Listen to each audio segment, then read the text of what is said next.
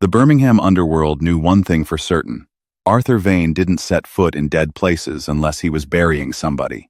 Yet tonight, the crime boss pushed open the rotting doors of St. Jude's district library alone. He wasn't there for a book or a kill. He wanted to find a ghost who should have died in the trenches 10 years ago. It was a librarian with fingers stained violet by cheap ink, currently hiding the British Empire's highest military secrets inside ordinary library call numbers. 48 hours left. The rain in Birmingham didn't fall. It settled. It was a layer of liquid soot that tasted of sulfur and the slow rot of the industrial machine. It stuck to the brickwork of St. Jude's like a parasitic skin. Inside, the air was stagnant. It smelled of old paper, damp stone, and the cold breath of a radiator that had been dead since the armistice. Elara Thorne moved through the stacks, like she was haunting her own grave. Her fingers were bruised violet from years of handling cheap ink and forgotten ledgers. She was 24, but she moved like an old clock, precise and brittle. She pushed a rusted iron trolley. Squeak, thud, squeak, thud. The rhythm was her tether. It kept the silence of the library from turning into the screaming static of the trenches that still lived in the back of her head. Then the rhythm broke. The oak doors didn't creak. They were hit by a concussion. They slammed open with a violence that made the windows shiver in their lead frames. The wind that rushed in carried the ozone and grease of the small heath foundries. It smelled like a man who dealt in lead and blood. Arthur Vane stepped into the light of a single flickering gas lamp. His charcoal gray wool coat was tailored with a severity that felt more like armor than cloth. His newsboy cap was pulled low, casting a shadow over eyes that looked like boreholes into a dark chamber. He didn't look at the Shakespeare or the engine manuals. He looked straight at the woman in the oversized gray sweater.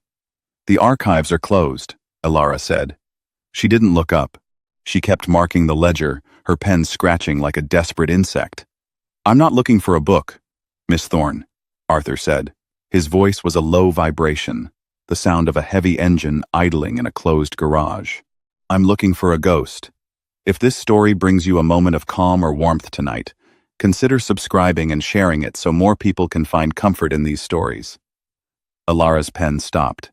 A single drop of ink hit the page, a dark circle expanding like a puncture wound in water. She slowed her breathing, trying to hide the tremor in her chest. "You've come to the wrong place.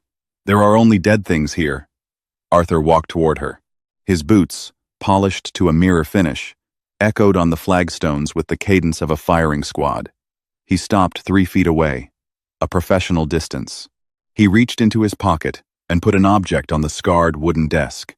It was a medal, the 1914 star. The bronze was dull, the silk ribbon frayed and stained a dark, rusted brown. "Finn sends his regards," Arthur said.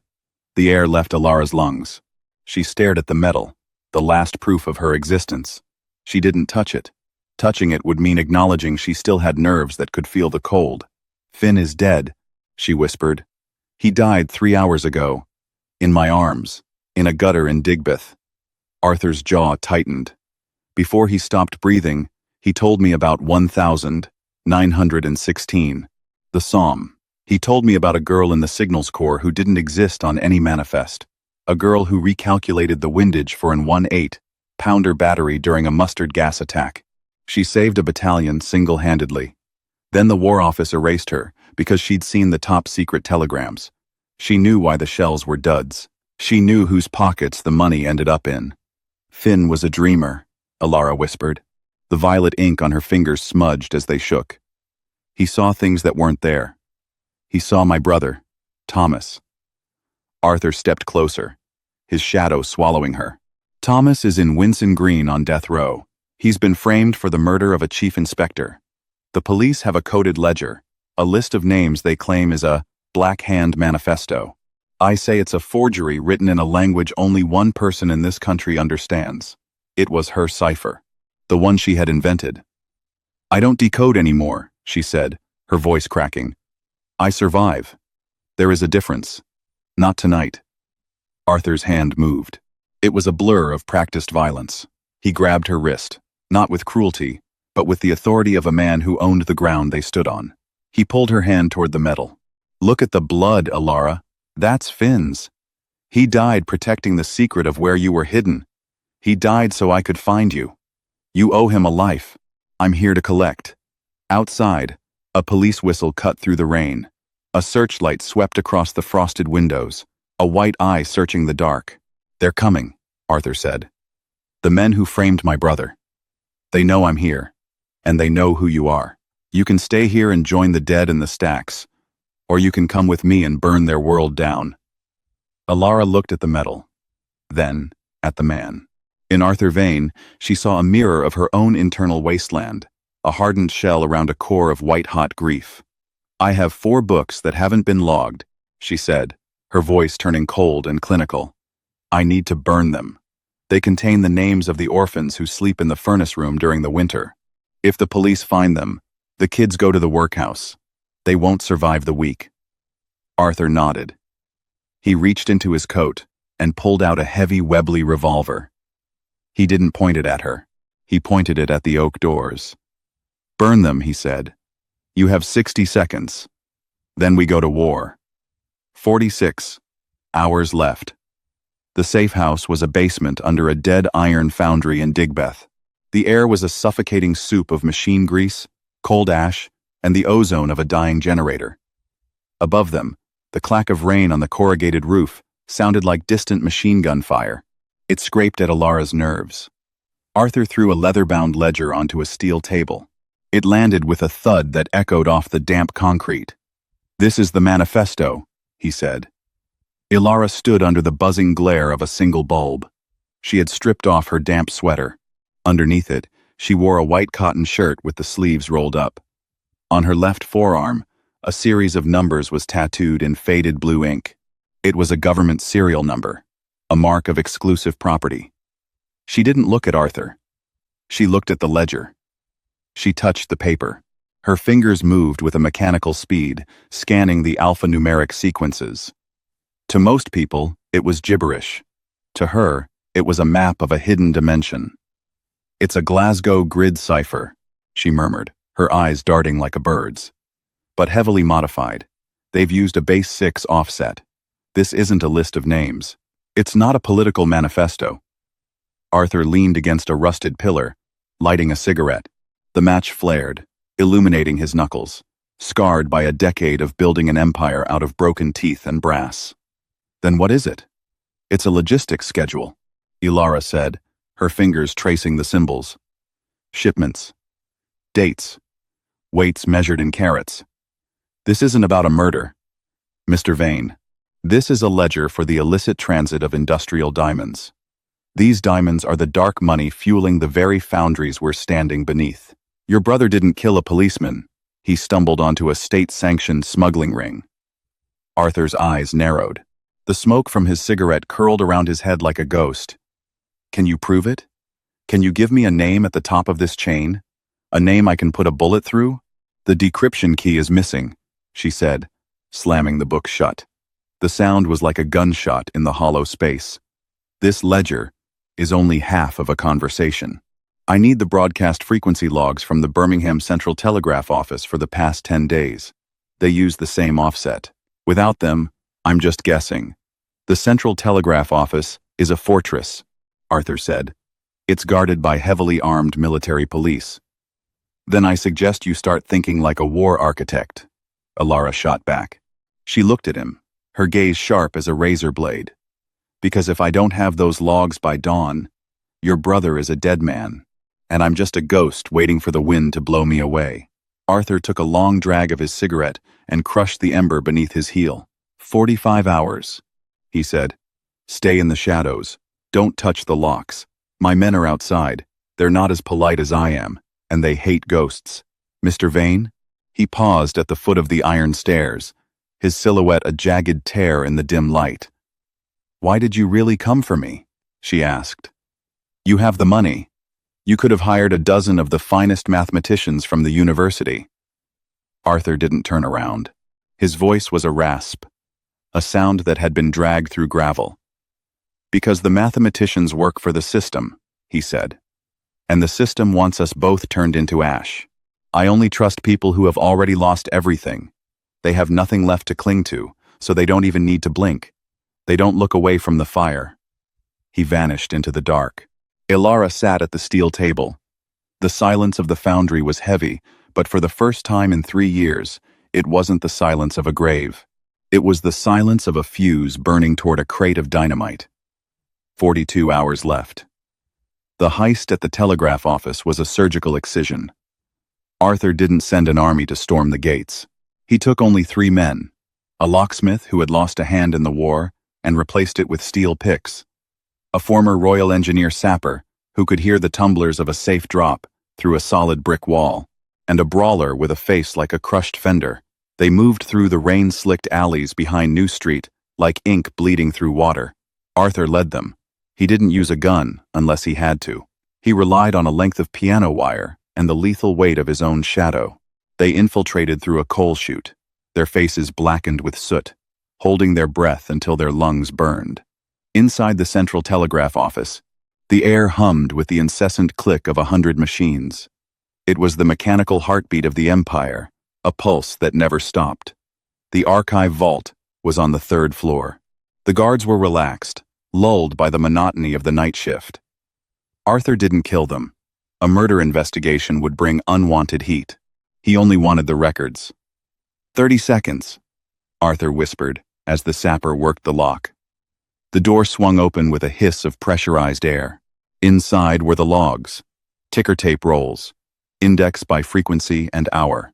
Arthur's fingers moved with a surprising, delicate speed as he scanned the labels. Frequency, 14.2. Tuesday, 2. He grabbed a crate's worth of logs. Suddenly, a flashlight beam cut through the darkness. "Who's there?" a voice shouted. Arthur didn't hesitate. He gestured to his men, and they vanished into the ventilation shafts like smoke. Arthur stayed behind for a fraction of a heartbeat, placing a small, brass token on the empty shelf where the logs had been. A Peaky Blinders signature, a formal declaration of war. 40 hours left. Arthur returned to the foundry, his charcoal coat torn at the shoulder, and a smear of blood on his cheek. He dumped the canvas bag of logs onto the table. "The logs," he panted. "Is it enough?" Elara was in motion. She had drawn a massive grid on the concrete floor with charcoal, a 10-foot geometric map of logic. Paper was too small. She needed the room to think. "I've identified the heartbeat of the code," she said, not looking up. Her voice was rhythmic, synchronized with the clicking of the ticker tape. "The man encoding these isn't a pro. He has a tell. Every time he mentions a shipment of carrots over 100, he repeats the letter S in Morse. He's nervous, a bureaucrat playing at being a mastermind." Arthur knelt beside her on the cold floor. In the harsh light, Elara could see the fine lines of exhaustion around his eyes. She saw his hands that had the weight of the city in them, trembling under the clock's pressure. "Who is he?" Arthur asked. "Give me the name, Elara. Tell me whose throat I need to cut." "I need 3 hours," she replied, her charcoal scratching more equations into the concrete. "The code shifts every 10 lines based on the previous line's sum. It's a beautiful thing, in a terrifying way.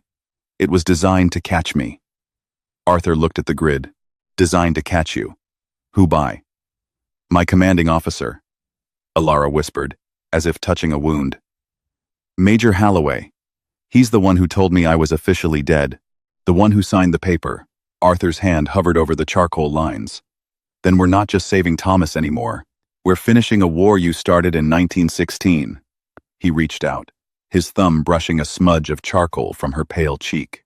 The touch was brief, but it sent a jolt through her that was sharper than any mathematical revelation. "I'll get the coffee," Arthur said, standing up. "You get the names. We have 38 hours before the rope drops."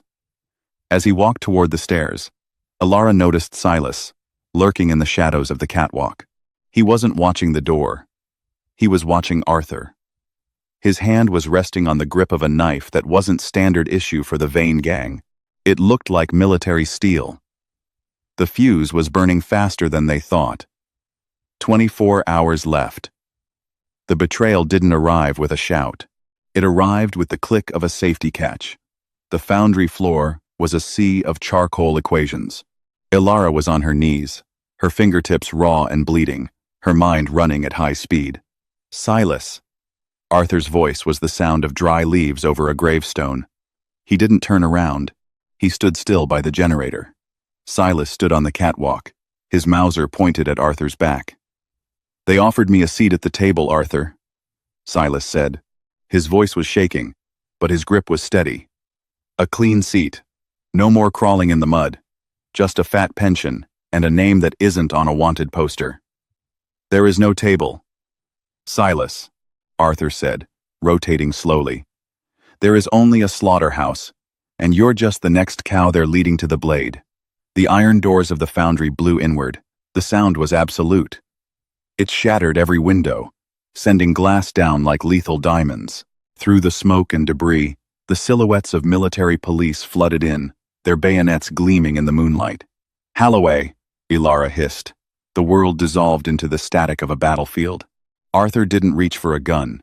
He grabbed a heavy iron wrench. He became a whirlwind of charcoal dust and shadow, tearing through the MPs with a brutal, calculating violence. Every strike was precise, every dodge a redirection of energy. But Elara froze. The smell of cordite, the screams, the rhythmic thud of combat boots, it pulled her back to the psalm. The concrete floor vanished, replaced by the bottomless, bloody mud of no man's land. The ticker tape rolls turned into the spilled guts of the boys she had sent into the artillery fire. "Elara!" Arthur's roar cut through her panic. He was pinned against the steel table, a bayonet inches from his throat. His eyes locked onto hers. They weren't the eyes of a predator anymore. They were human, and they were desperate. "The code!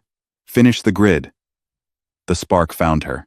The trauma was screaming, but the math was louder. She wasn't a girl shivering in the mud anymore. She was the architect. She grabbed the charcoal. Her fingers moved like lightning. Offset. 0.04. Frequency. 18.2. Master key. The crown. "The shipments aren't just diamonds," she screamed over the gunfire. "They're using the military express couriers to bypass customs at the port of Bristol. That money is funding a secret private army in Ireland." Arthur surged with impossible strength, shoving the MP off him and snatching a dropped revolver from the floor. He fired 3 rapid shots. Silas tumbled from the catwalk, his Mauser clattering onto the equations below. "Out!" Arthur shouted, wrapping an arm around Elara's waist and pushing her toward the coal chute. They slid into the dark, just as a grenade took out the grid, blowing the physical math to dust. But it didn't matter. The logic was already burned into her mind. 6 hours left. They found shelter in a cold storage warehouse in the jewelry quarter. The air was frigid. The smell of frozen meat masked them from tracking dogs. Arthur sat on a wooden crate. His white shirt was stained crimson. He stitched a gash in his thigh with a needle and thread, his jaw set. "You have the name," he said, his voice a raspy whisper. Elara sat opposite him. She tucked her hands under her armpits to stop the shivering. "Major Halloway is just the middleman. The man at the top, the one who signs the papers, is the Undersecretary of War." Arthur stopped stitching. He stared into the shadows, as if visualizing the machine of the British Empire. "Then we're not just fighting a rogue officer. We're fighting the crown." "We can't win," she whispered. "We don't need to win," Arthur replied. He tied off the thread and bit it clean. "We just need to make it too expensive for them to kill us. In 6 hours, Thomas is dead. But in 6 hours, the truth about their private war will hit every newspaper in London. I've sent the telegrams to my press contacts. The logs you decoded are the proof. The Undersecretary loves his reputation more than his country. He'll trade a gallows for a quiet retirement." 3 hours left. Winson Green Prison loomed in the dawn like a medieval fortress. Thomas Vane stood in the execution yard, his hands bound. The gallows were built of fresh wood, smelling of pine and death. Above them, Major Halloway stood on a stone balcony, his medals gleaming. He checked his pocket watch. "Proceed," he said. The executioner stepped forward. He reached for the lever. "Halloway!" The shout came from the gatehouse. Arthur Vane stood there alone, He had no weapons. He held a roll of ticker tape and the remains of the ledger. "The decoded logs are on the desk of every major editor," Halloway Arthur shouted. "One phone call, and the undersecretary's name is on a warrant. The diamonds. The illegal army. The erasure of Elara Thorne. It's all there, in black and white." Halloway turned to the guards, his face ash. "Kill him. Shoot him now. Wait." A calm voice emerged from the shadows behind Halloway. A tall man stepped into the light. "The Undersecretary of War. Mr. Vane is a man of his word," the Undersecretary said. His voice was smooth but laced with calculation. "And I value my reputation. Stop the execution." The executioner froze. Thomas Vane exhaled a breath he'd been holding for 48 hours. The rain had stopped. The sun was a weak disk in the Birmingham smog. Arthur and Elara stood on the platform at New Street Station. The air was thick with coal smoke and the shriek of trains. Thomas was already safe, heading for the Peak District. Arthur handed Elara a heavy envelope. "A ship leaves Bristol tonight for Marseille," he said. "From there, you can go anywhere. I've burned the archives. Every copy of your erasure orders is gone. As far as the Crown is concerned, you died at the Somme.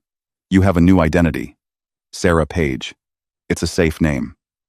Elara took the envelope. She didn't look at it. She looked at him, the man who had pulled her out of the stacks and thrown her back into the fire.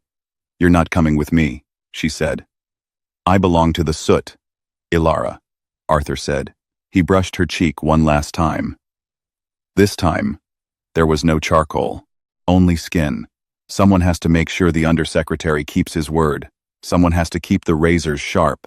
Elara looked at the steam engine, then at the scarred city that had tried to erase her, the city that had given her a reason to fight again. "What if I don't want a safe name?" she asked. Arthur's eyes flickered. "Then you'd be a fool. You have a ticket to the sun." "I have a ticket to another grave," she said. "Without the math, without the cipher, I'm just a ghost. And you are the only man who knows my frequency." She took his hand, the hand stained with lead and blood. She stepped closer, closing the distance until her breath was the only thing between them. "Teach me the business, Arthur," she whispered. "Teach me how to make this dirt into a kingdom." Arthur, let the silence fall between them. It wasn't the silence of a grave or a burning fuse. It was the silence of a new foundation. He nodded once. "The train for the docks leaves in 10 minutes, he said, a rare smile touching his mouth. "Forget it. We have work to do." As they walked together into the industrial smog, the thud of their boots on the platform no longer sounded like a firing squad. It was the sound of precision gears interlocking. The embers were no longer dying out.